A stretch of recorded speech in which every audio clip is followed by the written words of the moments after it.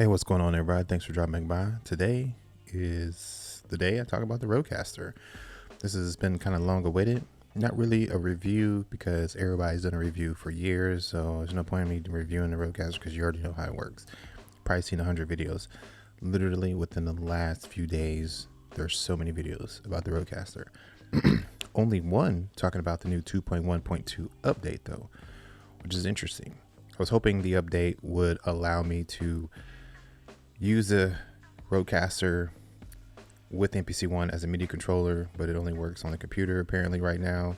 But what if I could use the RodeCaster plugged into the USB port of the MPC-1, and with the new 2.10 update, I can just use it as an audio interface to the USB, and all the audio input and output from the MPC-1 will transfer to the RodeCaster, and I could just control the audio levels with the mic and the actual output and input and all that kind of stuff, right? No, that doesn't work either. So they both got updates. Neither one of them work in conjunction to help each other out. But that's not a bad thing. You can still connect the RodeCaster to the MPC-1. You just have a lot more extra things to do if you want to output the audio to another device, such as a camera. So in this situation, I have the Shure SM7B plugged into the RodeCaster on channel 1. I do have the Cloud Lifter. As you see here, the RodeCaster is definitely a good audio interface that offers really good preamps. But enough about the Shure SM7B, because today is about the MPC-1 and the RodeCaster. So I do have the RodeCaster connected to the MPC-1 through quarter inch. So I got the left and right channel going into the left and right on the MPC-1, but to get all the audio out, I got that going into the Adamus Ninja, which is what I have right here.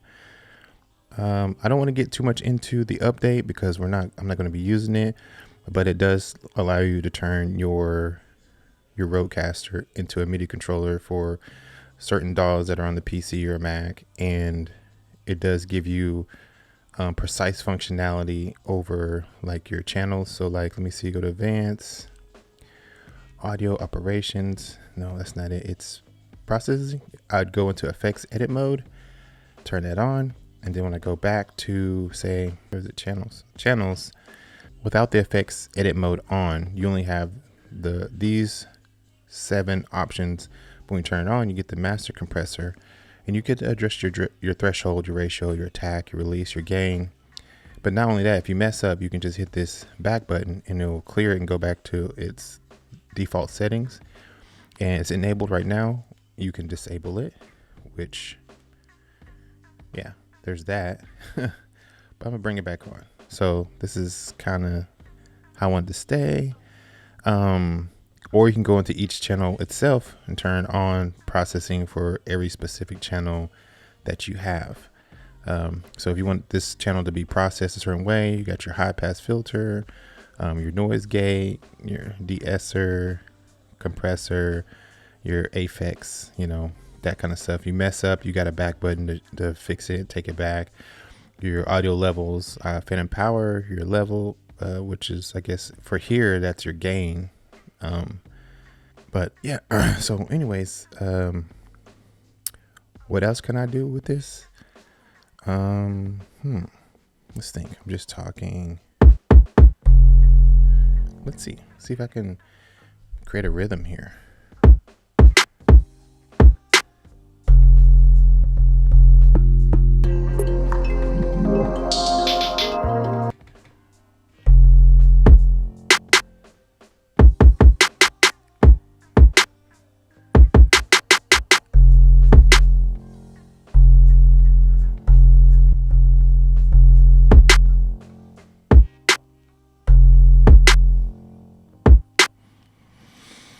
I'm not really good at finger drumming, but if you want to listen to, let me see if I can.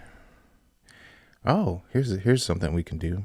Let's go into the looper and let's add an effect. We will go to EQ. Let's see, what effect can we put on there?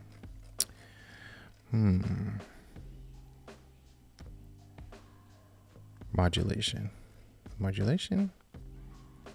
pitch shifter. Let's do that one. So on the pitch shifter, we can go up and down and make it really deep. Octave up. Oh, yeah, that's dope. That's dope. So, it's pretty cool. We can go a fifth down and just have a real bassy. Or fifth up, and that sounds pretty good too. A light fourth up? Yeah. But, Yo, I like this one. I really do. I really like it. I got to play around with this not too long ago, and I had a fun time. Like, laughs consistently. But, I'm gonna go ahead and take this off, so. that's how it sounds normally. So yeah, I mean, if you're not trying to goof around with pitching your voice up live on air through your RodeCaster, then I don't know what you're doing. But you also got, the crickets.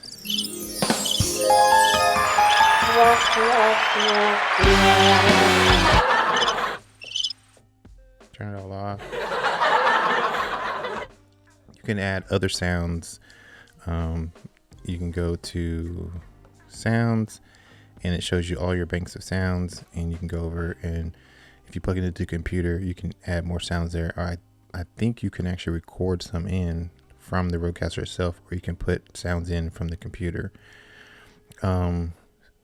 So yeah, it's pretty cool. The downside that I see with this is that because I'm recording into the Ninja, I have multiple levels of audio adjustment. So I'm adjusting the audio on this, and then I'm adjusting the audio input from this to this.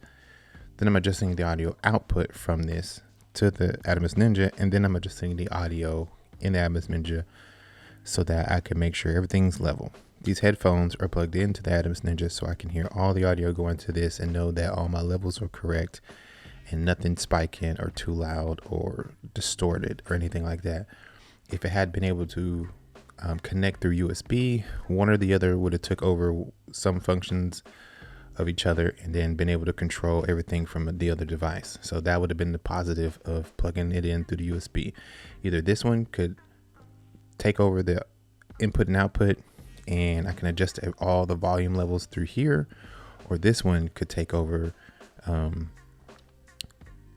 Either way it goes, the RodeCaster would take over this one, because this one could be the MIDI controller for that, or the 2.10 update would allow this one to still take over this one. So it still would have been the primary audio control device, and this would have just been utilized as the pads, and you would just been adding the sounds with everything. All the funneling would have gone into the RodeCaster either way, which would have been great, because then I would have just went out through this and into this, and all my audio leveling would have been done here and in here and not over here. So that's what the USB would have offered. But unfortunately, it doesn't work. But still, great system.